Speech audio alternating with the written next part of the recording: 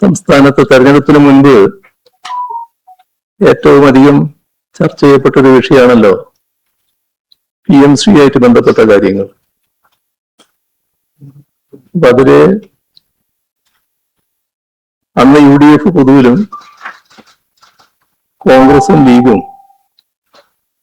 പ്രത്യേകിച്ചും വലിയ തോതിലുള്ള വിവാദം ഉയർത്താനാണ് ശ്രമിച്ചിരുന്നത്. ഇവിടെ LDF സർക്കാർ BJP ആയിട്ട് എന്തോ ഡീലുണ്ടാക്കിയിരിക്കുകയാണ്. അതിന്റെ ഭാഗമായിട്ടാണ് പദ്ധതി നടപ്പിലാക്കാൻ നോക്കുന്നത്. കേന്ദ്ര സർക്കാരിന്റെ നയങ്ങൾക്ക് മുന്നിലുള്ള കീടങ്ങളാണത്. ഇതൊക്കെയാണ് UDF ആ ഘട്ടത്തിൽ വൻതോതിൽ പ്രചരിപ്പിച്ചിരുന്നു. മാത്രമല്ല,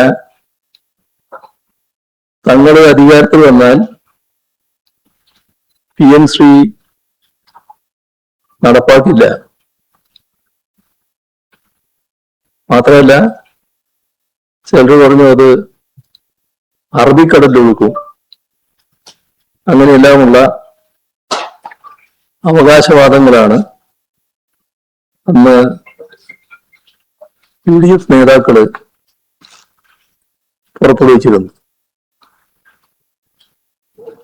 ഇപ്പോ സ്ഥിതി എല്ലാവരും കാണുകയാണല്ലോ. PMC പദ്ധതി നടപ്പാക്കാനുള്ള നടപടികളുമായിട്ടാണ് അവർ മുന്നോട്ട് പോകുന്നത്. സ്വാഭാവികമായും ഒരു ചോദ്യം ഉയരും.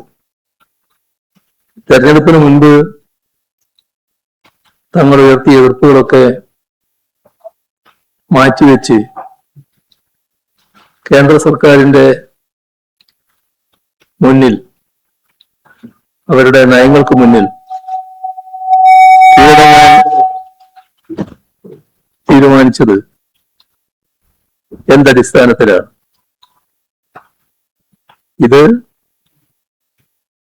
UDF ഉത്തരം പറയേണ്ട ഒരു കാര്യമാണ്. അതിനവര് ഒരു ഉത്തരം ഇപ്പൊ പറയുന്നതായിട്ട് കാണുന്നുണ്ട്. ഒരു തെറ്റായ വാദമാണ് അവതരിപ്പിക്കാൻ ശ്രമിക്കുന്നത്. അതിനവർ പറയുന്നത്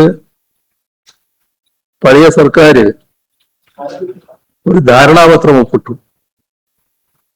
അപ്പൊ അതുകൊണ്ട് ഈ പദ്ധതിയുമായി മുന്നോട്ട് പോകാൻ മാത്രമേ വഴിയുള്ളൂ, അതിൽ നിന്ന് പിന്നോട്ട് പോകാൻ കഴിയില്ല. ഇതാണ് ഇതിന്റെ ന്യായീകരണമായി ഇന്നത്തെ ഗവൺമെന്റിന്റെ വക്താക്കള് പറയുന്ന കാര്യം. അപ്പോ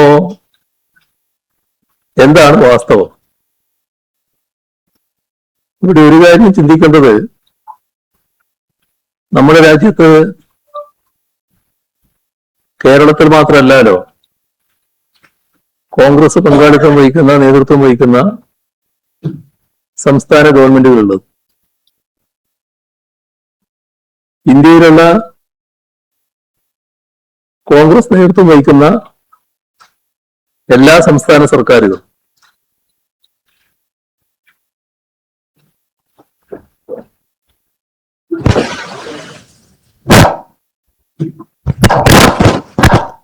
ഈ പദ്ധതിയുടെ ഭാഗമായാണ് പ്രവർത്തിക്കുന്നത്. ഒരു വിയോജിപ്പും ഒരു സർക്കാരും പുറപ്പെടുവിച്ചിട്ടില്ല. അവർ PMC നടപ്പാക്കുന്നു, ഒപ്പിട്ടിരിക്കുന്നു. ദേശീയ വിദ്യാഭ്യാസ നയം എന്തൊക്കെയാണോ നിർദ്ദേശിക്കുന്നത് അതെല്ലാം അതേപോലെ നടപ്പാക്കാനും തയ്യാറായിരിക്കും. അപ്പോൾ പ്രസക്തമായ പ്രശ്നം കോൺഗ്രസിന്റെ നിലപാട് എന്ത് എന്നുള്ളതാണ്. കോൺഗ്രസിന്റെ നിലപാട് ഇന്ത്യയിലാകെ PMCയുമായി ബന്ധപ്പെട്ട് PMC അംഗീകരിച്ചു പോകുന്നതാണ്. ഇതാണ് നമ്മുടെ അനുഭവത്തിലുള്ള കാര്യം. അത് കേരളത്തിലും നടപ്പാക്കാനിപ്പോ അവർ തയ്യാറാവുകയാണ്. PMCയുമായി ബന്ധപ്പെട്ട് ഉയർന്നു വന്ന പ്രശ്നങ്ങൾ എല്ലാവർക്കും അറിയാവുന്ന കാര്യങ്ങളാണ്. കഴിഞ്ഞ സർക്കാരിന്റെ കാലത്ത് PMC ഉൾപ്പെടാത്തതിന്റെ ഭാഗമായി SSK ഫണ്ട് തടഞ്ഞു വെക്കുന്ന നിലയുണ്ടായി. ഇത് വിദ്യാഭ്യാസ മേഖലയെ വലിയ തോതിൽ വരിഞ്ഞു മുറുക്കുന്നതിനിടയാക്കിയ കാര്യമാണ്. വൻതോതിൽ വിദ്യാഭ്യാസ മേഖലയിൽ ചെലവഴിക്കുന്ന ഫണ്ട് SSK മുഖേനയുള്ളതാണ്. അതാകെ തടഞ്ഞു വെക്കല് സാധാരണഗതിയിൽ ശരിയായിട്ടുള്ളൊരു കാര്യമല്ല. അത് സംസ്ഥാനത്തിന്റെ വിദ്യാഭ്യാസ മേഖലയിൽ പണം ചെലവിടുന്നതിന് തടസ്സമായിട്ടാണ് വരിക. ഇത് കണ്ടുകൊണ്ടാണ് അന്ന് പറഞ്ഞതുപോലെ LDF സർക്കാർ അക്കാലത്ത് ഈ പ്രതിസന്ധി ഒഴിവാക്കുന്നതിനായി ഒരു ധാരണാപത്രം ഒപ്പിട്ടത്. പക്ഷേ ആ ധാരണാപത്രം അനുസരിച്ചുള്ള ഒരു നടപടിയും മുന്നോട്ട് പോയില്ല. ഒരു മാസത്തിനകം തന്നെ ആ ധാരണാപത്രം പൂർണ്ണമായും മരവിപ്പിക്കുന്ന നിലപാടാണ് LDF സർക്കാർ സ്വീകരിച്ചത്. അതില് ഈ പദ്ധതിയുമായി ബന്ധപ്പെട്ട് ഉയർന്നു വരുന്ന ഒട്ടേറെ ആക്ഷേപങ്ങളുണ്ട്. അവയെല്ലാം പരിശോധിച്ചുകൊണ്ട് തുടർ നടപടി സ്വീകരിക്കാം എന്നാണ് LDF സർക്കാർ തീരുമാനിച്ചത്. അതിനായി നവംബർ 12 2025 നവംബർ 12 സംസ്ഥാന സർക്കാർ കേന്ദ്രത്തിന് കത്തയക്കുകയും ചെയ്തു. കത്ത് നിങ്ങളെല്ലാവരുടെയും ശ്രദ്ധയിലുള്ളതാണ്. ആരുടെയെങ്കിലും ശ്രദ്ധയില്ലാതിരുന്നെങ്കിൽ അത് ലഭ്യമാകുന്നതിനും പ്രയാസം ഉണ്ടാവില്ല. ഇവിടെ പ്രസക്തമായ ചോദ്യം, ഒരു തവണ ധാരണാപത്രത്തിൽ ഒപ്പിട്ടാൽ സംസ്ഥാന സർക്കാരിന് പിന്മാറാനാകുമോ എന്നുള്ളതാണ്. ഇവിടെ കാണേണ്ട കാര്യം, ധാരണാപത്രം ഒപ്പിട്ടു എന്നതുകൊണ്ട് മാത്രം പദ്ധതി നടപ്പാകില്ല.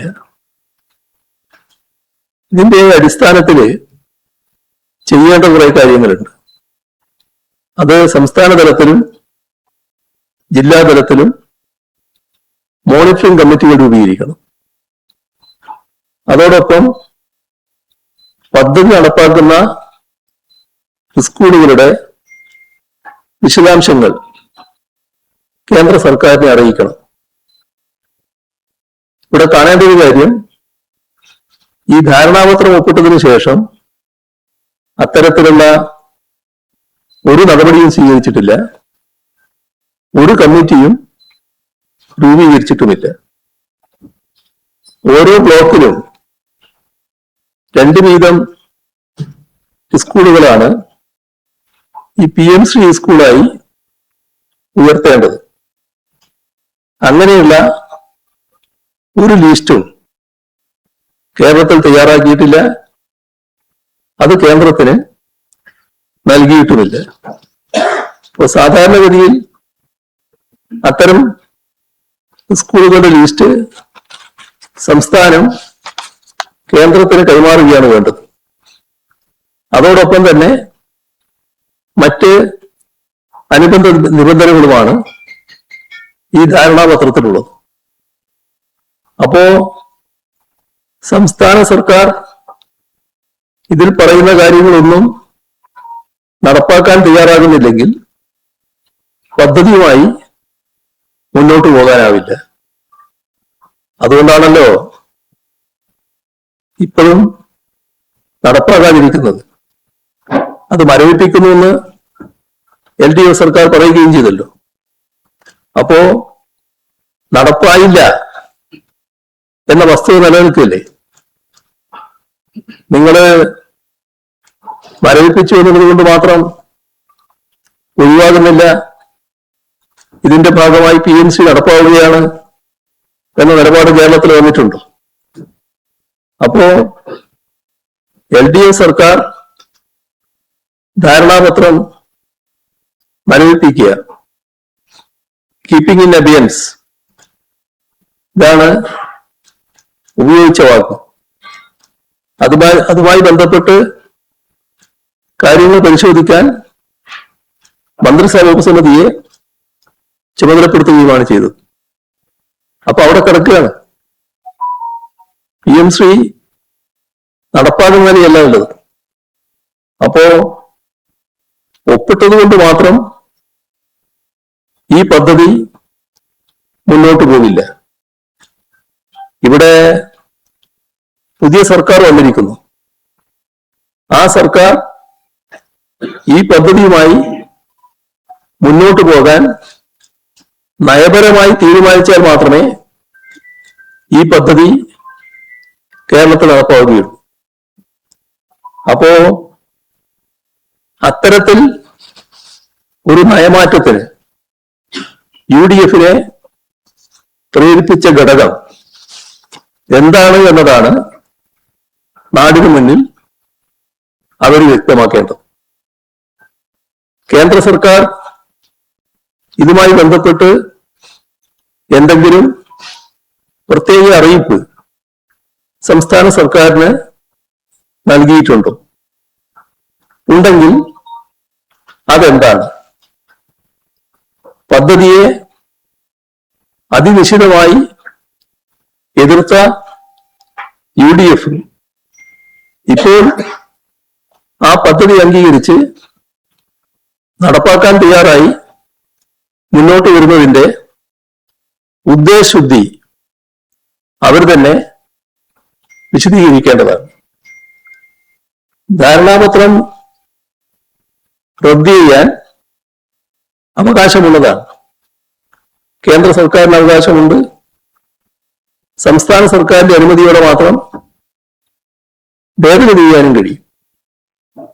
സംസ്ഥാന സർക്കാരിനാവട്ടെ പദ്ധതി നടത്തിപ്പുമായി ബന്ധപ്പെട്ട് ഉയർന്നു വരുന്ന ഏതുതരം പ്രശ്നങ്ങളും കേന്ദ്ര സർക്കാരിനെ അറിയിക്കാൻ സ്വാതന്ത്ര്യമുണ്ട്.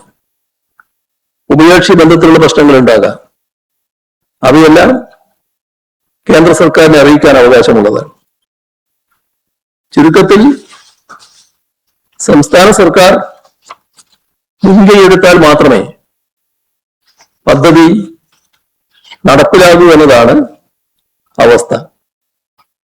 ഈ നടപടി ഇപ്പോ നടപ്പാക്കുന്ന രീതിയിലേക്ക് വന്നതിന്റെ യഥാർത്ഥ കാരണങ്ങളാണ് UDF വ്യക്തമാക്കേണ്ടത്.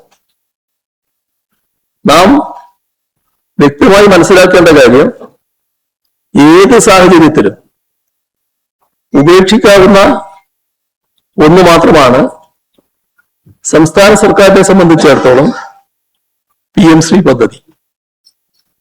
ധാരണാപത്രം ഒപ്പിട്ടതുകൊണ്ട് പിന്മാറാനാവില്ല എന്ന് സർക്കാരിന് എവിടുന്നെങ്കിലും നിയമോപദേശം ലഭിച്ചിട്ടുണ്ടോ? ഉണ്ടെങ്കിൽ അതും അറിയുന്നത് നല്ലതാണല്ലോ. പുതിയ അഡ്വക്കേറ്റ് ജനറൽ അത്തരമൊരു ഉപദേശം സർക്കാരിന് നൽകിയിട്ടുണ്ടോ? ഉണ്ടെങ്കിൽ അത് വ്യക്തമാക്കണം. കേരളത്തിന് PMC പദ്ധതിയുടെ ഭാഗമായി പണം ലഭിച്ചു എന്ന് മുഖ്യമന്ത്രി പ്രസ്താവിക്കുന്നതായി കണ്ടു. മുഖ്യമന്ത്രിയുടെ ആ വാദത്തിന്റെ യാഥാർത്ഥ്യം അതിന് വ്യക്തതയുള്ളതാണല്ലോ. എന്തിനാണ് വസ്തുതാവിരുദ്ധമായൊരു കാര്യം അദ്ദേഹം പ്രസ്താവിക്കാൻ പോയത്? പാർലമെന്റില് ഇതുമായി ബന്ധപ്പെട്ട ചോദ്യങ്ങൾ ഉയർന്നു. ആ ചോദ്യവും മറുപടിയും രഹസ്യമല്ലല്ലോ, പരസ്യമല്ലേ. അതിൽ കേന്ദ്ര സർക്കാർ കേരളത്തിന് PMCയുടെ പണം നൽകിയിട്ടില്ല എന്നാണല്ലോ മറുപടി പറഞ്ഞത്. അങ്ങനെ വ്യക്തത വന്ന ശേഷം വസ്തുതാവിരുദ്ധമായ കാര്യം ഉന്നയിക്കുന്നത്, അത് മുഖ്യമന്ത്രി തലത്തിൽ ഉന്നയിക്കുന്നത് എന്തടിസ്ഥാനത്തിലാണ്? കേരളത്തിന് കിട്ടിയത് SSK ഫണ്ടാണ്. ഇതിന് PMCയുമായി ഒരു ബന്ധവുമില്ല. SSK ഇനത്തിൽ കിട്ടിയ ഈ ഫണ്ട് പിന്നീട് വിദ്യാഭ്യാസ അവകാശ നിയമവുമായി ബന്ധപ്പെട്ട് ലഭിക്കേണ്ട യൂണിഫോം, പാഠപുസ്തകം, ഈ ഇനങ്ങളിലേക്കൊക്കെ അഡ്ജസ്റ്റ് ചെയ്യുന്ന നിലയാണ് കേരളത്തിലുണ്ടായത്. അപ്പോ കുറച്ചുകൂടി വ്യക്തമായി പറഞ്ഞാൽ PMC ധാരണാപത്രപ്രകാരം സംസ്ഥാന സർക്കാർ ചെയ്യേണ്ട നടപടിക്രമങ്ങളുണ്ട്. അത് സ്വീകരിക്കാതെ, അത്തരം നടപടിക്രമങ്ങൾ സ്വീകരിക്കാതെ കേവലമൊരു ധാരണാപത്രം ഒപ്പിട്ടതിന്റെ പേരിൽ ഒരു രൂപ പോലും കേന്ദ്ര സർക്കാർ അനുവദിക്കില്ല. PMC പദ്ധതിയിൽ ഒപ്പിടാത്തതിന്റെ പേരിൽ സമഗ്രശിക്ഷ കേരളത്തിൽ ലഭിക്കേണ്ട ഫണ്ട് തടഞ്ഞുവെക്കുന്ന കേന്ദ്ര സർക്കാർ സമീപനം, അതിന്റെ ഭാഗമായി 1158 കോടി രൂപയുടെ ഫണ്ടാണ് കേരളത്തിന് ആ ഘട്ടത്തിൽ നഷ്ടമായിരുന്നത്. അപ്പോ PMCയിൽ കരാർ ഒപ്പിട്ടു എന്ന് വിചാരിക്കുക. അങ്ങനെയാണെങ്കിൽ പോലും അതിൽ നിന്ന് പിന്മാറാൻ സംസ്ഥാനങ്ങൾക്ക് കഴിയും എന്നതിന്റെ ഉദാഹരണവും നമ്മുടെ രാജ്യത്തുള്ളതാണ്. പഞ്ചാബിന്റെ അനുഭവം നേരത്തെ ഉന്നയിച്ചതാണ്. 2022 ഒക്ടോബറിലാണ് PMC പദ്ധതിയിൽ ധാരണാപത്രം പഞ്ചാബ് സർക്കാർ ഒപ്പുവെക്കുന്നത്. അത് കഴിഞ്ഞ് 9 മാസങ്ങൾക്ക് ശേഷം 2023 ജൂലൈയിൽ ഔദ്യോഗികമായി തന്നെ അതിൽ നിന്ന് പിന്മാറുന്ന നില സ്വീകരിക്കുകയും ചെയ്തു. അപ്പോ പിന്മാറാൻ കഴിയാത്ത ഒന്നാണ് എന്ന വാദം ശരിയല്ല എന്നതാണ്. വേറൊരു പ്രശ്നം കേരളം അതീവ ഗൗരവമായി കാണേണ്ട ഒരു കാര്യമാണ്. അന്താരാഷ്ട്ര യോഗ ദിനാചരണം വരുന്നുണ്ട്. അതുമായി ബന്ധപ്പെട്ട് ഗവർണർ നേരിട്ട് സർക്കാർ വകുപ്പുകളുടെ യോഗം വിളിക്കുകയും നിർദ്ദേശങ്ങൾ നൽകുകയും ചെയ്യുന്ന നടപടി, ഇത് ഭരണഘടനാ കീഴ്വഴക്കങ്ങളുടെയും ജനാധിപത്യ മര്യാദകളുടെയും നഗ്നമായ ലംഘനമാണ്. ഗവർണർ നിക്ഷിപ്തമായ അധികാരം സാധാരണഗതിയിൽ മന്ത്രിസഭയുടെ ഉപദേശ നിർദ്ദേശങ്ങൾക്കനുസരിച്ച് പ്രവർത്തിക്കുക എന്നതാണ്. ഗവർണർ ഒരു സമാന്തര അധികാര സ്ഥാനമായി മാറുന്ന കാഴ്ചയാണ് കാണുന്നത്. അത് ഭരണഘടനാ വിരുദ്ധമാണ്.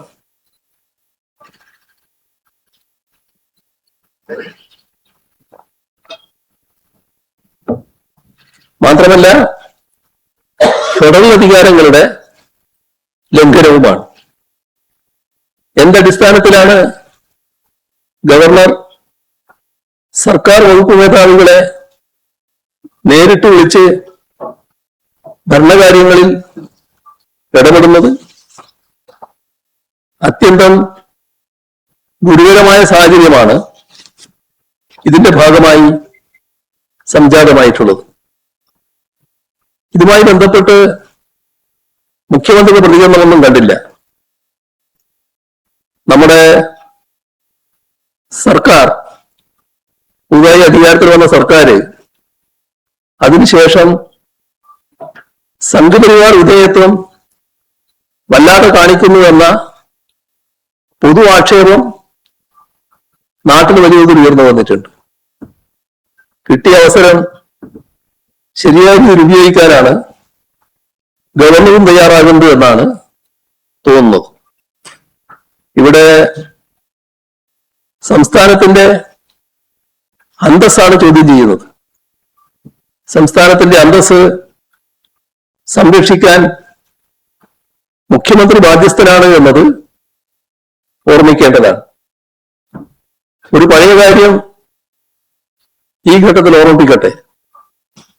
2024 മുൻ ഗവർണർ ചീഫ് സെക്രട്ടറിയെയും പോലീസ് മേധാവിയെയും വിളിച്ചു വരുത്താൻ നിർദ്ദേശിച്ചിരുന്നു. ആ ഘട്ടത്തിൽ അതിനെതിരായി അന്നത്തെ സംസ്ഥാന സർക്കാർ സ്വീകരിച്ച നിലപാട് നിങ്ങളുടെ എല്ലാം ഓർമ്മയിലുണ്ടാകുമല്ലോ. അന്ന് എഴുതിയ കത്തിന്റെ പകർപ്പും ചിലപ്പോൾ നിങ്ങളുടെ കയ്യിലുണ്ടാവും. ആവശ്യമെങ്കിൽ അതും ലഭ്യമാവുകയും ചെയ്യും. അതേപോലെ തന്നെ കേരളത്തിന്റെ പൊതുജനാരോഗ്യ രംഗം ഇപ്പോ വലിയ വെല്ലുവിളിയാണ് നേരിടുന്നത്.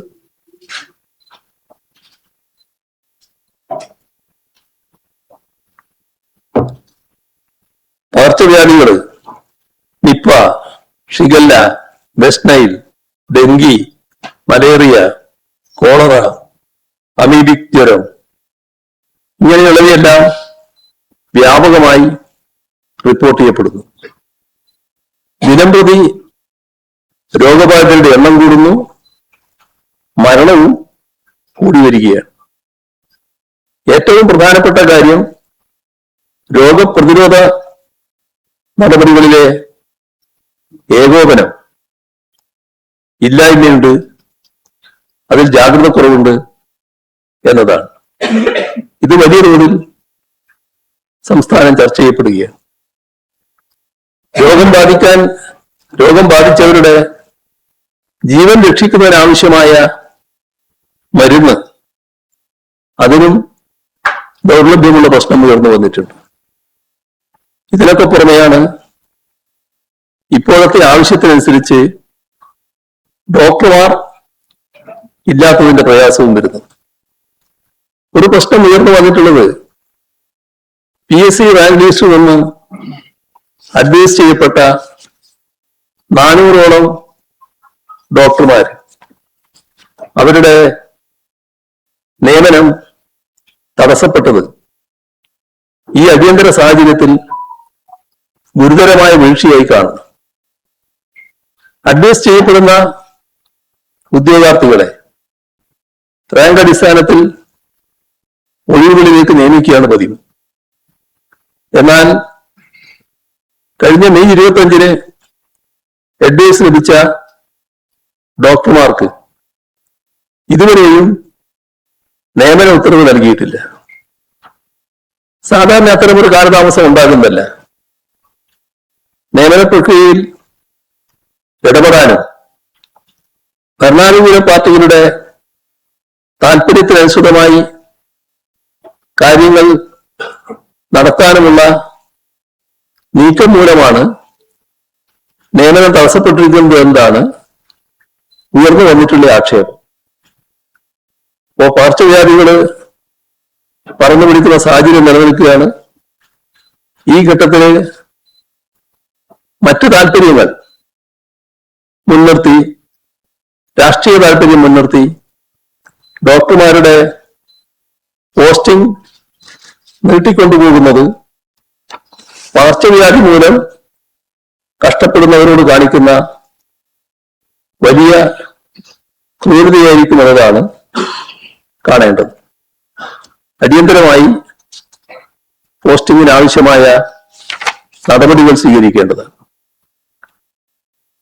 കഴിഞ്ഞ LDF സർക്കാർ അംഗീകരിച്ച് നടപ്പാക്കിയ സ്ത്രീ സുരക്ഷാ പദ്ധതി, കണക്ട് വർക്ക് എന്ന പദ്ധതി, ഇവയെല്ലാം തകർക്കുന്ന നിലപാടാണ് UDF സർക്കാരിന്റെ ഭാഗത്ത് നിന്ന് കാണുന്നത്. ഇത് ഒരു തരത്തിലും അംഗീകരിക്കാൻ കഴിയുന്നതല്ല. അടുത്ത ദിവസമാണ് കഴിഞ്ഞ ജൂൺ 11 സുപ്രീം കോടതിയുടെ സുപ്രധാനപ്പെട്ട വിധി വന്നത്. ഗൃഹജോലികളിൽ ഏർപ്പെട്ടിരിക്കുന്ന വീട്ടമ്മമാർ രാഷ്ട്രശില്പികളാണ്. അവരുടെ അധ്വാനം രാജ്യത്തിന്റെ പുരോഗതിയുടെ ആധാരമാണ്. ഇപ്പൊ ചരിത്രപരമായ വിധിയിലൂടെ ബഹുമാനപ്പെട്ട സുപ്രീം കോടതി നിരീക്ഷിച്ച കാര്യങ്ങളാണ്. ആ നിരീക്ഷണത്തിനും വളരെ മുൻപാണ് 2025 ഒക്ടോബറിൽ ഈ യാഥാർത്ഥ്യം ഉൾക്കൊണ്ട് LDF സർക്കാർ സ്ത്രീ സുരക്ഷാ പദ്ധതി നടപ്പാക്കിയത്. പാവപ്പെട്ട കുടുംബങ്ങളിലെ 35 മുതൽ 60 വയസ്സ് വരെയുള്ള സ്ത്രീകൾക്ക് എല്ലാ മാസവും 1000 രൂപ സാമ്പത്തിക സഹായം നൽകുന്ന പദ്ധതി. 31 ലക്ഷത്തിലധികം പേര് ഇതിന്റെ ഗുണഭോക്താക്കളായി ഉണ്ടാകുമെന്നാണ് കണക്കാക്കിയത്. കഴിഞ്ഞ ബജറ്റില് LDF സർക്കാർ ഇതിനായി 3720 കോടി രൂപ നീക്കിവെക്കുകയും ചെയ്തു. മാർച്ച് മാസം വരെ കൃത്യമായി പെൻഷനും നൽകി. ഇതിനൊപ്പമാണ് നൈപുണ്യ പരിശീലനം നൽകുന്നതിനും പരീക്ഷകൾക്ക് തയ്യാറെടുക്കുന്നതിനും യുവാക്കൾക്ക് പ്രതിമാസ സ്റ്റൈപ്പൻഡ് നൽകുന്ന കണക്ട് വർക്ക് പദ്ധതി ഞങ്ങൾ നടപ്പാക്കിയത്. പക്ഷേ പുതിയ UDF സർക്കാരിന്റെ നയപരമായ തീരുമാനങ്ങൾ മൂലം നിലവില് 16 ലക്ഷത്തിലധികം വീട്ടമ്മമാർക്ക് ആശ്വാസമായ സ്ത്രീ സുരക്ഷാ പദ്ധതി മുടങ്ങിയിരിക്കുകയാണ്. മാത്രമല്ല, ഇതിന്റെ ഭാഗമായി വന്നുകൊണ്ടിരിക്കുന്ന പുതിയ അപേക്ഷകളുണ്ട്. ആ പുതിയ അപേക്ഷകളിൽ നടപടി സ്വീകരിക്കുന്നുമില്ല. മുഖ്യമന്ത്രിയുടെ തന്നെ കീഴിലാണ് ധനവകുപ്പ്. ധനവകുപ്പ് ഏപ്രിൽ മെയ് മാസങ്ങളിലെ പെൻഷൻ തീരുമാനമാക്കാതെ പിടിച്ചു വച്ചിരിക്കുക. തുടക്കം മുതൽ ഈ പദ്ധതിയെ UDF അപഹസിക്കുകയായിരുന്നു. ഇപ്പോൾ ഇതിനെ പൂർണ്ണമായും തകർക്കാനുള്ള അണിയറ നീക്കങ്ങൾ നടക്കുന്നുവെന്ന് വേണം സംശയിക്കാൻ. സ്ത്രീപക്ഷ സർക്കാർ എന്ന് മേലിലടിക്കുന്നവർ സ്ത്രീ സുരക്ഷാ പദ്ധതി ഇല്ലാതാക്കാൻ ശ്രമിക്കുന്നു. യുവജനങ്ങൾക്കുള്ള കണക്ട് വർക്ക് ആനുകൂല്യങ്ങളുടെ വിതരണത്തിലും സമാനമായ അനാസ്ഥയുണ്ടാകുന്നു. UDF സർക്കാർ അടിയന്തരമായി അവരുടെ നിലപാട് തിരുത്തണം. അവരെ പുതുതായി അപേക്ഷ നൽകിയവരുടെ കാര്യത്തിൽ പെട്ടെന്ന് തന്നെ തീരുമാനമെടുക്കണം. പെൻഷനും സ്റ്റൈപ്പൻഡും കാത്തിരിക്കുന്ന ഗുണഭോക്താക്കൾക്ക് കുടിശ്ശികയടക്കമുള്ള തുക പെട്ടെന്ന് തന്നെ വിതരണം ചെയ്യണം. ഈ പദ്ധതികളെ തകർക്കാനുള്ള രാഷ്ട്രീയ തീരുമാനം ഉപേക്ഷിക്കണം. അർഹരായ എല്ലാ ഗുണഭോക്താക്കൾക്കും ഒരു കാലതാമസവുമില്ലാതെ ഉടൻ തന്നെ സാമ്പത്തിക സഹായം വിതരണം ചെയ്യാൻ സർക്കാർ തയ്യാറാകണം. ഇതോടൊപ്പം കാണേണ്ട ഒരു പ്രശ്നമാണ് പ്രവാസി പെൻഷൻ. അതും ഈ സർക്കാർ വന്ന ശേഷം മുടങ്ങിയിരിക്കുകയാണ്. ആ കാര്യത്തിലും പ്രത്യേക ശ്രദ്ധ വേണം. നമ്മുടെ ലോകമാകെ ലോക ഫുട്ബോൾ ഹരത്തിലാണിപ്പോ. ഇപ്പൊ നമ്മുടെ നാട്ടിലെ ആളുകളും അതിന്റെ ഭാഗമായി വലിയ തോതിൽ ലോകകപ്പ് മത്സരം കാണുന്നവരാണ്. ഇപ്പോ ഏർപ്പെടുത്തുന്ന വൈദ്യുതി നിയന്ത്രണം വലിയ തോതിൽ പ്രയാസങ്ങൾ സൃഷ്ടിക്കുകയാണ്. അപ്പോ വൈദ്യുതി നിയന്ത്രണം ഈ ഘട്ടത്തിൽ ഒഴിവാക്കുന്നതിനാവശ്യമായ നടപടികൾ സർക്കാർ സ്വീകരിക്കേണ്ടതായിട്ടുണ്ട്. ഇത്രയും കാര്യങ്ങളാണ് ആമുഖമായി പറയാനുള്ളത്. PM-ശ്രീ പദ്ധതിയുടെ കാര്യത്തില് മുൻ സർക്കാർ പറഞ്ഞിപ്പോ അന്ന് പറയുന്നത് നമ്മുടെ കൃഷിയുടെ ഫണ്ട് കിട്ടാൻ വേണ്ടിയാണ് അതിൽ ഒപ്പുവെച്ചത്, പക്ഷേ നടപ്പാക്കാൻ വേണ്ടിയിട്ടായിരുന്നില്ല. യഥാർത്ഥത്തിൽ കേന്ദ്രത്തെ നമ്മൾ കബളിപ്പിക്കുക എന്നുള്ള ഉദ്ദേശത്തിലാണോ അങ്ങനെ ചെയ്യുന്നത്? കേന്ദ്രത്തെ കബളിപ്പിക്കലല്ല, നമ്മുടെ നിലപാട് വ്യക്തമാണല്ലോ. ഞങ്ങളുടെ നിലപാട് പ്രത്യേകിച്ചും വ്യക്തമാണല്ലോ. കാരണം ഈ പറയുന്ന പുതിയ വിദ്യാഭ്യാസ നയത്തിന്റെ ഭാഗമായി നമ്മുടെ പാഠഭാഗങ്ങൾ എങ്ങനെ വേണം എന്നതിനെ സംബന്ധിച്ച് കേന്ദ്ര ഗവൺമെന്റിന് വ്യക്തമായ ധാരണയുണ്ടല്ലോ, നിർദ്ദേശങ്ങളുണ്ടല്ലോ. അതിന്റെ ഭാഗമായി അവർ ഒഴിവാക്കണം എന്ന് പറഞ്ഞ ഭാഗങ്ങൾ ഒഴിവാക്കാത്ത ഏക സംസ്ഥാനം കേരളമാണ്. അത് പഴയ LDF സർക്കാരിന്റെ കാലത്താണ്. ആ ഭാഗങ്ങൾ അതേപോലെ പഠിപ്പിക്കാൻ തയ്യാറായ സംസ്ഥാനമാണ് കേരളം. അപ്പോ ആ നയങ്ങളോട് തീർത്തും വ്യത്യസ്തമായ നിലപാട് നേരത്തെ മുതൽ തന്നെ സ്വീകരിച്ചു വന്നിട്ടുണ്ട്. ആ നയം നടപ്പാക്കാൻ നമ്മളില്ല എന്നും വ്യക്തമാക്കിയിട്ടുണ്ട്. പക്ഷേ നമുക്കിവിടെ ഫണ്ട് ആവശ്യമുണ്ടായിരുന്നു. ഈ പറഞ്ഞതുപോലെ വിദ്യാഭ്യാസ രംഗത്ത് ധാരാളം ചെലവിടേണ്ട കാര്യങ്ങളുള്ളതുകൊണ്ട് ആ ചെലവിടുന്നതിനുള്ള ഫണ്ട് വേണമായിരുന്നു. അതിനുള്ള നടപടി എന്ന നിലക്കാണ് അന്ന് വിദ്യാഭ്യാസ വകുപ്പ് ആ നടപടിയിലേക്ക് നീങ്ങിയത്. പക്ഷേ LDF അത് അത്തരമൊരു നടപടിയിലേക്ക് നമ്മൾ നീങ്ങേണ്ടതില്ല എന്ന് കണ്ടു. അതിന്റെ ഭാഗമായി തന്നെയാണ് അത് മരവിപ്പിക്കാൻ നൽകിയെടുത്തത്. മരവിപ്പിച്ചതിന് ശേഷം പിന്നെ അറിഞ്ഞില്ലാലോ, അതുമായി ബന്ധപ്പെട്ട ഒരു കാര്യം നടന്നിട്ടില്ലാലോ. അപ്പോൾ മരവിപ്പിച്ചതിന് ശേഷം PM-ശ്രീ പദ്ധതി എന്നത് ഇവിടെ കേരളത്തിൽ നടപ്പാകാത്ത അവസ്ഥ തന്നെയാണ്. നേരത്തെ ഉള്ള അതേ നിലയിൽ തന്നെ കിടക്കുകയാണ്. നേരത്തെയും ഈ ധാരണാപത്രം ഒപ്പിട്ടു എന്ന് പറയുമ്പോൾ അതിന്റെ ഭാഗമായി ചെയ്യേണ്ട കാര്യങ്ങളൊന്നും ചെയ്തിട്ടില്ല. PM-ശ്രീ പദ്ധതിയുമായി ബന്ധപ്പെട്ട ഒരു കാര്യം ചെയ്തിട്ടില്ല. അപ്പോൾ ഇതല്ലേ നമ്മുടെ നാട്ടിൽ നടന്നിട്ടുള്ളത്. ഒപ്പിട്ടാൽ ഫണ്ട് തരാമെന്ന് പറയുന്നു, നമ്മൾ ഫണ്ടിന് വേണ്ടി ഒപ്പിടും. പക്ഷെ പദ്ധതി നടപ്പാക്കാനാണല്ലോ കേന്ദ്രം ഇത് ഒപ്പിടാൻ പറയുന്നത്. അപ്പൊ ഫണ്ട് കിട്ടിയ ശേഷം നമ്മൾ നടപ്പാക്കില്ല എന്ന് തീരുമാനിക്കും. അപ്പൊ അതൊരു കബളിപ്പിക്കലല്ലേ? അല്ല, ഞാൻ പറഞ്ഞത് നിങ്ങൾക്ക് മനസ്സിലായില്ലേ? PM-ശ്രീ പദ്ധതിയിലൂടെ അവർ നടപ്പാക്കാൻ ഉദ്ദേശിക്കുന്ന കാര്യങ്ങൾ ഈ രംഗത്തൂടെ നടപ്പാക്കലാണ്. അത് നടപ്പാക്കാൻ നമ്മളില്ല എന്നത് നേരത്തെ വ്യക്തമാക്കിയിട്ടുള്ള കാര്യമാണ്. വിദ്യാഭ്യാസ രംഗത്ത് ആകെ നടപ്പാക്കിയ കാര്യമാണ്. പിന്നെ നമ്മൾ കാണേണ്ട ഒരു കാര്യം, നമ്മൾ വിദ്യാഭ്യാസ സംരക്ഷണ യജ്ഞം 2016 LDF സർക്കാർ വന്നതിന് ശേഷം തുടങ്ങിയതാണല്ലോ. അതിന്റെ ഭാഗമായി നടത്തിയ പ്രവർത്തനങ്ങൾ നമ്മുടെ സ്കൂളുകൾ വലിയ തോതിൽ മെച്ചപ്പെട്ട അവസ്ഥയിലാണ്. ഇന്ത്യയിലെ മറ്റ് സംസ്ഥാനങ്ങളിലെ സ്കൂളുകൾ പോലെയല്ല നമ്മുടെ സ്കൂളുകൾ. ഈ PM-ശ്രീയുടെ ഭാഗമായി നന്നാക്കണമെന്ന് പറയുന്ന സ്കൂളുകളുടെ നില നോക്കിയാൽ നമ്മുടെ വിദ്യാലയങ്ങൾ പലതും നന്നായി കിടക്കുകയാണ്. അതൊരു വസ്തുതയല്ലേ? ആ ഭാഗം നമ്മൾ കാണണ്ടേ? പക്ഷേ PM-ശ്രീയുടെ ഭാഗമായിട്ടുള്ള ഫണ്ട് കിട്ടിയില്ലെങ്കിൽ നമുക്കൊരു വിഷമവും വരാനില്ല. അതാണ് ഞാൻ പറഞ്ഞു വരുന്നത്. PM-ശ്രീയുടെ ഭാഗമായുള്ള ഫണ്ട് ഇവിടെ കിട്ടിയില്ലെങ്കിൽ കേരളത്തിന്റെ വിദ്യാഭ്യാസ രംഗത്തിന് ഒരു പ്രോബ്ലം ഏൽക്കില്ല. പക്ഷേ SSKയുടെ ഫണ്ട് കിട്ടിയില്ലെങ്കിൽ വലിയൊരു പ്രയാസം ഉണ്ടാവും. ഇതാണ് അന്നേ ഞങ്ങൾ പറഞ്ഞ കാര്യം. അതാണ് കാണേണ്ടത്.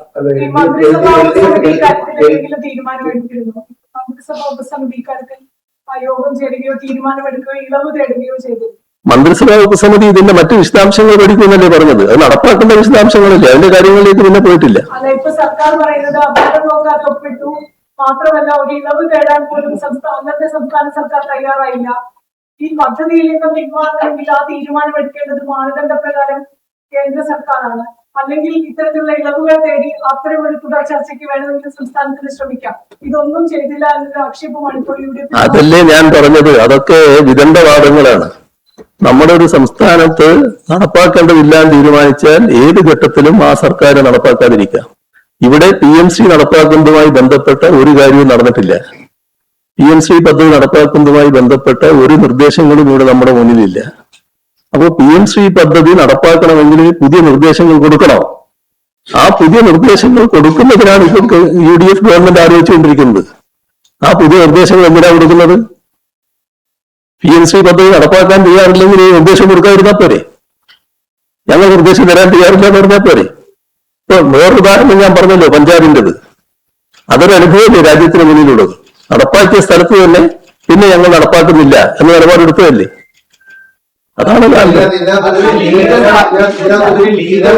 പോകുന്നതിന് പകരം നമ്മൾ ഇങ്ങനെ ഒരു കുറുക്ക് വഴി തേടി എന്നുള്ളതാണ് ഒരു ആരോപണം. അതായത് പല കോടതികളെ സമീപിക്കും. മുംബൈയും കേരളം സമീപിച്ചിട്ടുണ്ടല്ലോ. അതായത് കേന്ദ്രത്തിൽ കിട്ടേണ്ട ഫണ്ടുകൾക്ക് വേണ്ടി കേരളം കോടതിയെ സമീപിച്ചിട്ടുണ്ട്.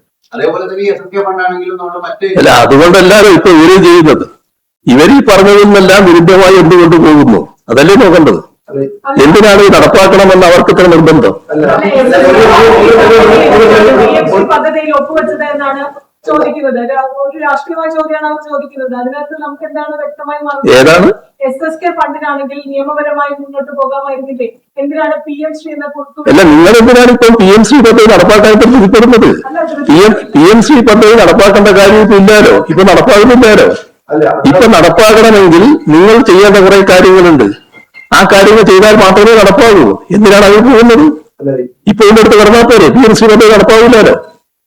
ഇപ്പൊ ഉള്ളിടത്ത് കിടന്നാൽ PMC പദ്ധതി നടപ്പാകില്ലാലോ. എന്തിനാണ് PMC പദ്ധതി നടപ്പാക്കുന്നതിന് വേണ്ടിയുള്ള നിർദ്ദേശങ്ങളുമായി നിങ്ങൾ കേന്ദ്ര ഗവൺമെന്റിനെ സമീപിക്കുന്നത്? നിങ്ങൾ അതിനകത്ത് ശക്തമായി എതിർത്തതല്ലേ?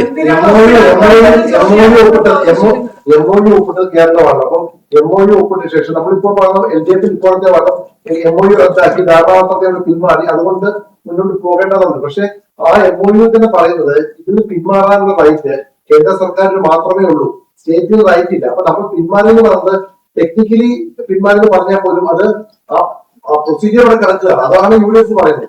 എന്നാൽ 2025 മുതൽ ഒന്നും നടന്നില്ലാലോ.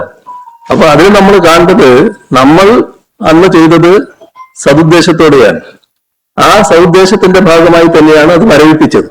ആ മരവിപ്പിച്ച കാര്യം അവിടെ കിടക്കുകയാണ്. ഞങ്ങളായിരുന്നു വീണ്ടും അധികാരത്തിൽ വന്നെങ്കിൽ ആ മരവിപ്പിച്ച അവസ്ഥയിൽ തന്നെ അവിടെ കിടക്കും. അതിന്റെ പുതിയ നിർദ്ദേശങ്ങൾ കൊടുക്കുന്ന പ്രശ്നം ഞങ്ങളുടെ ഭാഗത്തില്ല. നിങ്ങൾ എന്തിനാണ് പുതിയ നിർദ്ദേശത്തെ പറ്റി ഇപ്പൊ ആലോചിക്കുന്നത്? എന്തിനാണ് നടപ്പാക്കാനുള്ള നിർദ്ദേശങ്ങളുമായിട്ട് കേന്ദ്ര ഗവൺമെന്റിനെ സമീപിക്കുന്നത്? അപ്പൊ മാത്രമേ നടപ്പാക്കാനാവൂ. ഒരു ചോദ്യം, ഈ തെരഞ്ഞെടുപ്പ് അവലോകനം പറയുന്ന ഒരു കാര്യം, കുറച്ച് ഉത്തരവാദിത്തമില്ല. അവരാണ് അതുകൊണ്ട് നിൽക്കുന്നത്. അപ്പൊ ഇത് നടപ്പാക്കുമ്പോൾ തിരുത്താനുള്ള ഉത്തരവാദിത്തത്തേക്ക് ലീഗിലില്ലേ? ലീഗിന്റെ മന്ത്രി മുഖേനയല്ലേ നടപ്പാക്കാൻ തന്നെ നോക്കുന്നത്. ലീഗിന്റെ മന്ത്രിയാണല്ലോ പിന്നെ പൊതുവിദ്യാഭ്യാസ മന്ത്രി. പൊതുവിദ്യാഭ്യാസ മന്ത്രിയുടെ ഭാഗമായിട്ടാണല്ലോ ഈ PMC ഒക്കെ വരുന്നത്. ആ പൊതുവിദ്യാഭ്യാസ മന്ത്രി മുഖേനയാണല്ലോ നടപ്പാക്കാൻ നോക്കുന്നത്. ആ കാര്യങ്ങൾ അവർ പറയേണ്ടതാണ്. അറബിക്കടലിലേക്ക് കളയുമെന്ന് പറഞ്ഞവര് എങ്ങനെയാണ് ഇപ്പോൾ നടപ്പാക്കുന്നതിന്റെ ചുക്കാൻ പിടിക്കുന്നത് എന്നാണ് അവരാലോചിക്കേണ്ടത്. ഒരു PMC ബന്ധപ്പെട്ട വാദം CPI ഉയർത്തിക്കൊണ്ടുവന്നത് ഇത് BJPയുമായി അന്തർധാര ഉണ്ടാക്കിയത് UDFന്റെ പ്രചാരങ്ങളിലേക്ക് സഹായകമായ ഒന്നായി.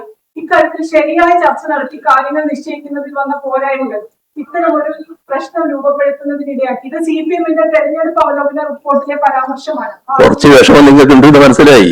ഞാൻ പറഞ്ഞ കാര്യങ്ങൾ കുറച്ച് നിങ്ങളെ വിഷമിപ്പിക്കുന്നുണ്ടെന്ന് മനസ്സിലായി. ഇനി അതിന് വേറെ കഴിയൊന്നും വിളിച്ചിട്ട് കാര്യമില്ല. നിങ്ങൾ എന്തിന് ഈ പദ്ധതിയുമായി മുന്നോട്ട് പോകുന്നു? ആ കാര്യം മാത്രം നിങ്ങളൊന്ന് ആലോചിച്ചാൽ മതി. അത് ദേശം വിഷമമുള്ളൊരു കാര്യമാണ് നിങ്ങൾക്ക്. അതൊക്കെ മനസ്സിലാകുന്നുണ്ട്. അവരവരുടെ വിഷമാണ് ഞാൻ പറഞ്ഞത്. അവർക്കുള്ള വിഷമം നിങ്ങൾക്കുള്ള വിഷമാണല്ലോ നിങ്ങൾക്കും ബാധക തന്നെ. LDFന് റൈറ്റ് ഉണ്ട്, നടപ്പാക്കിയിട്ടില്ലല്ലോ. LDFന് റൈറ്റ് ഉണ്ട്. LDFന് റൈറ്റ് എന്താ? LDF ഇത് മരവിപ്പിച്ചതാണ്. ആ മരവിപ്പിച്ചതിന് ശേഷം ഒരു കാര്യവും നടന്നിട്ടില്ല. ഞങ്ങളിപ്പോ ഇതെല്ലാം നടപ്പാക്കാൻ പോകുന്നു എന്ന് പറഞ്ഞുകൊണ്ട് UDF മുന്നോട്ട് പോവുകയാണ്. അതെന്ത് അടിസ്ഥാനത്തിലാണ് എന്താണ് ചോദിക്കേണ്ടത്? ഒപ്പിട്ട നടപടിയിൽ പുനഃപരിശോധന വേണോ ഈ പാർട്ടി റിപ്പോർട്ട് അനുസരിച്ച്? അല്ല, പ്രശ്നം എന്ന് പറഞ്ഞു കഴിഞ്ഞാൽ ഘടകകക്ഷിയെ CPIയെ പോലും ഇട്ടു നിർത്തി മന്ത്രിസഭയോഗത്തിൽ CPIയോട് പറയാതെ CPM മുന്നേ എടുത്ത് അങ്ങ് മുന്നേ എടുത്ത് ഒപ്പിട്ടുന്ന ആക്ഷേപമാണ് അന്നുപോലെ നിൽക്കുന്നത്. അപ്പൊ നമുക്ക് റൈറ്റ് ഉണ്ടോ UDFനെ കുറ്റപ്പെടുത്താൻ നമ്മുടെ ചോദ്യം? ഞാൻ പറഞ്ഞല്ലോ അതിന്. നിങ്ങൾക്കത് മനസ്സിലാകാത്തത് നിങ്ങളുടെ പ്രത്യേക വീക്ഷണം കൊണ്ടാണ്. മറ്റെല്ലാവർക്കും മനസ്സിലാകുന്നുണ്ട്. ഞാൻ എന്ത് ചെയ്യാൻ പറ്റും അതിന്? ഇപ്പൊ ഇത്ര സെറ്റാണ് മഴ പെയ്തപ്പോൾ ഈ വൈദ്യുതി ഓർക്കയുടെ അപ്പുറത്തെ രീതിയിൽ ശരിക്കും ഒഴിവാക്കാൻ പറ്റുന്നതായിരുന്നില്ല സർക്കാർ. അല്ല, ലോഡ് ഷെഡിങ്ങിന്റെ കാര്യത്തില് സർക്കാർ കുറച്ചുകൂടി ഗൗരവമായിട്ട് കാര്യങ്ങൾ ആലോചിക്കണം. ഇത് ഇന്നത്തെ ഘട്ടത്തില് അത് നടപ്പാക്കുന്നത് വലിയ പ്രയാസങ്ങൾ സൃഷ്ടിക്കുന്നുണ്ട്. പ്രത്യേകിച്ച് ആളുകൾക്ക് വല്ലാത്ത വികാരങ്ങൾ ഉണ്ടാകുന്നുണ്ട്. അത് മനസ്സിലാക്കാൻ സർക്കാർ തയ്യാറാകണം. ഞാനൊരു മറ്റു രാഷ്ട്രീയമായിട്ട് പറയുന്ന കാര്യമല്ല, ഇത് നാട്ടിന്റെ ഒരു പൊതുവികാരമാണ്. അത് മനസ്സിലാക്കി സർക്കാർ പ്രവർത്തിക്കാൻ തയ്യാറാകണമെന്നാണ് എനിക്കതിൽ അഭ്യർത്ഥിക്കാനുള്ളത്. ഈ ഗവർണർ വിളിച്ച യോഗത്തിൽ മുൻകൂട്ടി സർക്കാർ ഇടപെടുകയോ അക്കാര്യത്തിൽ നിർദ്ദേശം കൊടുക്കുകയും ചെയ്തില്ല. യോഗം നടന്നു, ഉന്നത ഉദ്യോഗസ്ഥരുടെ യോഗത്തിൽ പങ്കെടുക്കുകയും ചെയ്തു. പക്ഷേ ഇക്കാര്യത്തിൽ ആ ഉദ്യോഗസ്ഥർക്കെതിരെ സർക്കാർ നടപടി എടുക്കേണ്ടത് അഭിപ്രായം പറഞ്ഞിട്ടില്ല ഇതുവരെ മുഖ്യമന്ത്രി. അല്ല, ഇത്തരമൊരു യോഗം നടക്കുമ്പോൾ ആ യോഗം നടക്കുന്ന വിവരം കിട്ടിയാൽ തന്നെ അത്തരം യോഗത്തിൽ പങ്കെടുക്കാൻ പാടില്ല എന്ന നിലപാട് സാധാരണഗതിയിൽ സർക്കാരിന് സ്വീകരിക്കാവുന്നതാണ്. ആ നിലപാട് സ്വീകരിച്ചിട്ടുണ്ടോ? എന്തുകൊണ്ടാണ് അങ്ങനെ ഒരു നിലപാട് സ്വീകരിക്കാൻ പറ്റാതിരുന്നത്? അത്തരമൊരു യോഗത്തിന്റെ വിവരം കിട്ടിയാൽ അതിനോട് സ്വീകരിക്കേണ്ട സമീപനം എന്ത് എന്നത് നേരിട്ട് തന്നെ വ്യക്തമാക്കാവുന്നതാണ്. ഗവർണറുടെ അടുത്തും അറിയിക്കാവുന്നതാണ്, ഉദ്യോഗസ്ഥരെയും അറിയിക്കാവുന്നതാണ്. എന്തുകൊണ്ടാണ് അത്തരം കാര്യങ്ങളിൽ വ്യക്തമായ നിലപാട് സ്വീകരിക്കാതിരുന്നത്? അവിടെയാണ് ഈ പറയുന്ന ഒരു പ്രത്യേക വിധേയത്വത്തിന്റെ പ്രശ്നം വരുന്നത്. അത് നമ്മുടെ നാടിന് ചേർന്നതല്ല, നമ്മുടെ നാടിന്റെ മതനിരപേക്ഷതയ്ക്ക് ചേർന്നതല്ല. ആ കാര്യം ഗൗരവമായി തന്നെ ഗവൺമെന്റ് കാണേണ്ടതായിട്ടുണ്ട്. RSS പരിപാടി പങ്കെടുത്ത VC-മാർ മാപ്പ് പറയണമെന്ന് CM പറഞ്ഞു കഴിഞ്ഞു. കഴിഞ്ഞ അങ്ങനെ സംസാരിച്ച മുഖ്യമന്ത്രി ഒന്നും പ്രതികരിച്ചില്ലെന്ന് പറഞ്ഞു. CM പറയുന്നത് കേരള ഗവൺമെന്റ് അന്ന് ശക്തമായി പ്രതികരിച്ചതാണ്. ഗവൺമെന്റ് ഒരു ഘട്ടത്തിലും അനങ്ങാതെ വന്നിട്ടില്ല, ശക്തമായി പ്രതികരിച്ചിട്ടുണ്ട്. ഇത് ഞാൻ പറഞ്ഞതിന് ശേഷമാണല്ലോ പ്രതികരണം തന്നെ വരുന്നത്. അത് നിങ്ങൾ നോട്ട് ചെയ്തോ അറിയില്ല. ഈ വൈദ്യുതി പ്രതിസന്ധി 30 വരെ എന്തായാലും തീർച്ചയായിട്ടും ഒരു റെസ്ട്രിക്ഷൻ വേണ്ടി വരുന്ന വൈദ്യുതി പറയുന്നത് അത്ര മോശമായ സ്ഥിതിയിലായിരുന്നു ശരിക്കും നമ്മുടെ പവർ സെക്ടർ ഉണ്ടായിരുന്നത്. പവർ സെക്ടർ അത്രമാത്രം അപകട സ്ഥിതിയിലാണെന്ന് എനിക്ക് തോന്നുന്നില്ല. അത് കാര്യങ്ങൾ ഗവൺമെന്റ് വ്യക്തമാക്കേണ്ടതാണ് എന്താണെന്നുള്ളത്. പൊളിറ്റ്ബ്യൂറോ എന്ന കാര്യം ചോദിക്കണം. മലപ്പുറത്ത് നടന്ന EMS-മായി ബന്ധപ്പെട്ട ഒരു അനുഭവ പരിപാടിയിൽ ജനറൽ സെക്രട്ടറി പറഞ്ഞൊരു പ്രധാനപ്പെട്ട പ്രസംഗം സമൂഹ മാധ്യമങ്ങളെല്ലാം ഉണ്ട്. PK ശർമ്മയെ സ്ഥാനാർത്ഥിയാക്കിയതിൽ സംസ്ഥാന സെക്രട്ടറി ആയിരുന്ന MP ഗോവിന്ദൻ ഔചിത്യം കാണിക്കണമായിരുന്ന ഒരു പരാമർശം ജനറൽ സെക്രട്ടറി പുറത്ത് ഉണ്ടായിട്ടുണ്ട്. അതൊരു വിലയിരുത്തൽ സ്റ്റേറ്റ് കമ്മിറ്റി നടത്തിയിട്ടുണ്ട്. തെരഞ്ഞെടുപ്പുമായി ബന്ധപ്പെട്ട് വിശദമായ പരിശോധനയാണ് ഞങ്ങൾ നടത്തിയത്. ഞങ്ങള് സാധാരണഗതിയിൽ ഈ തെരഞ്ഞെടുപ്പിൽ വിജയിച്ചു വരുമെന്ന് കണക്കാക്കിയതാണല്ലോ. പക്ഷേ പരാജയമാണ് ഞങ്ങൾക്ക് ഏറ്റുവാങ്ങേണ്ടി വന്നത്. ആ പരാജയം അംഗീകരിച്ചുകൊണ്ട് അതിനുള്ള കാരണങ്ങൾ വിശദമായി പരിശോധിക്കുകയാണ് ഞങ്ങൾ ചെയ്തത്. ആ പരിശോധനയിൽ എല്ലാ വിശദാംശങ്ങളിലേക്കും പോയിട്ടുണ്ട്. പക്ഷേ ആ പരിശോധനയുടെ ഭാഗമായി ഇത്തരത്തിൽ ഒരു വ്യക്തിപരമായ വീഴ്ച സംഭവിച്ചു എന്ന വിലയിരുത്തൽ ഉണ്ടായിട്ടില്ല. ഈ അനധികൃതമായിട്ടുള്ള സ്ഥലമാറ്റം സംബന്ധിച്ച് ആരോഗ്യവകുപ്പ് പിന്നെ പോലീസിൽ ഇപ്പൊ ഫയർഫോഴ്സിലും അങ്ങനെ ഈ മാനദണ്ഡങ്ങളൊന്നും പാലിക്കാതെ ഉത്തരവ് വന്നിട്ടുണ്ട്, കരടാണ് വന്നിട്ടുള്ളത്. 2017 സംബന്ധിച്ച് വ്യക്തമായ മാനദണ്ഡം കഴിഞ്ഞ സർക്കാർ കൊണ്ടുവരുന്നു. ആ മാനദണ്ഡം പൂർണ്ണമായി ലംഘിച്ചുകൊണ്ടാണ് ഇപ്പോൾ ഫയർഫോഴ്സിലും വന്നത്. ശ്രദ്ധയപ്പെട്ടിട്ടുണ്ടായിരുന്നു ഇങ്ങനെയുള്ള ഇത് കഴിഞ്ഞ തവണ തന്നെ പറഞ്ഞ കാര്യമാണ്. നമ്മുടെ സ്ഥലം മാറ്റങ്ങളുടെ കാര്യത്തിൽ കൃത്യമായി മാനദണ്ഡങ്ങൾ പാലിച്ച് നടത്തുക എന്നുള്ളതാണ് നമ്മുടെ സംസ്ഥാനത്ത് സ്വീകരിച്ചു വരുന്ന നടപടി.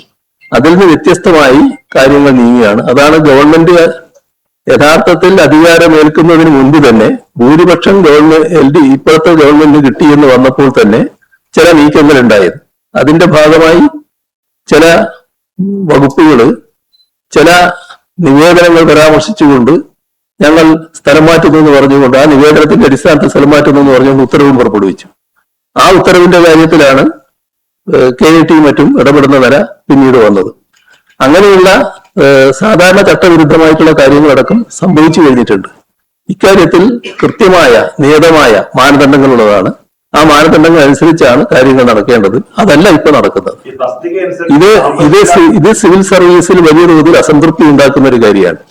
സിവിൽ സർവീസിൽ അസംതൃപ്തി ഉണ്ടാക്കി പോവുക എന്നത് ഒരു ഗവൺമെന്റ് ചെയ്യേണ്ട കാര്യമല്ല. ഈ പട്ടിക അനുസരിച്ച് സാമ്പത്തിക ഇടപാടുകൾ നടക്കുന്നുണ്ട് എന്ന ആരോപണങ്ങൾ ചില സംഘടനകൾ മുന്നോട്ട് വയ്ക്കുന്നുണ്ട്. പണം വാങ്ങിയിട്ടുള്ള കേരളത്തിലെ മുൻപൊരു കാലത്ത് ഇതെല്ലാം നടന്നിരുന്നു. കഴിഞ്ഞൊരു ദശാബ്ദക്കാലമായിട്ട് ഏതെങ്കിലും തസ്തികയുടെ കാര്യത്തിലോ എവിടെയെങ്കിലും സ്ഥലമാറ്റത്തിന്റെ കാര്യത്തിലോ അങ്ങനെയുള്ള ഒരു ആക്ഷേപവും ഇവിടുന്ന് ഉയർന്നിരുന്നില്ല. അത്തരത്തിൽ സുതാര്യമായി കാര്യങ്ങൾ നടക്കുന്ന ഒരു നാടായി നമ്മുടെ നാട് മാറിയിട്ടുണ്ട്. അതിനെ തിരിച്ചു പോകാതിരിക്കാൻ അല്ലെങ്കിൽ തിരിച്ചു പോക്കാതിരിക്കാൻ ഉള്ള ജാഗ്രത സർക്കാർ കാണിക്കേണ്ടതാണ്. നാളെ സംസ്ഥാന ബജറ്റ് വരികയാണ്. എന്തെങ്കിലും പ്രത്യേക ബജറ്റ് വരട്ടെ, നമുക്ക് അതിന് ശേഷം കാണാം. പല ധവളപത്രം വന്നു, അതിന്റെ ഒരു തുടർച്ചയാവാമെന്ന് പ്രതീക്ഷിക്കുന്നുണ്ടോ? ഇല്ല, ബജറ്റ് വരട്ടെ, അതിന് മുമ്പിൽ തന്നെ നമ്മളൊരു കാര്യം പറയണ്ടല്ലോ. ബജറ്റ് വരട്ടെ, അതിന് ശേഷം കാണാം. പ്രതിപക്ഷ നേതാവേ, ഒരു കേരളം കെട്ടവർ നാട് ഭരിക്കുന്നത് കൊണ്ടാണ് നിപ്പ ഉൾപ്പെടെയുള്ള പകർച്ചവ്യാധികൾ നാട്ടിൽ വ്യാപകമാകുന്നതെന്ന് ഒരു നേതാവ് പറഞ്ഞിട്ടുണ്ട്. അദ്ദേഹം സംസ്ഥാനത്തിന്റെ ആരോഗ്യമന്ത്രിയാണ്. അവരുടെ കയ്യിൽ നിൽക്കുന്നില്ല ഈ പകർച്ചവ്യാധി പ്രതിരോധം. അതൊക്കെയാണല്ലോ കഴിഞ്ഞ തവണ ഞാൻ പറഞ്ഞത്. വീണ്ടും അത് ആവർത്തിക്കേണ്ട കാര്യമില്ലല്ലോ. അങ്ങനെയൊരു ഈ മന്ത്രിയാര്, കക്ഷിയാര്, ഗവൺമെന്റ് ആര് എന്നൊന്നും നോക്കിയിട്ടല്ല പകർച്ചവ്യാധി വരുന്നത് എന്ന് ഈ ചുരുക്കിയ ദിവസങ്ങൾ കൊണ്ട് തന്നെ, ഒരു മാസക്കാലാവുകയാണ്. ഈ ഒരു മാസക്കാലം കൊണ്ട് തന്നെ അദ്ദേഹത്തിനും ബോധ്യമായി കഴിഞ്ഞിട്ടുണ്ടാവും. അതാണ് കഴിഞ്ഞ തവണ ഞാൻ പറഞ്ഞത്. അത് തന്നെയാണ് ഇപ്പോഴും എനിക്ക് ആവർത്തിക്കാനുള്ളത്.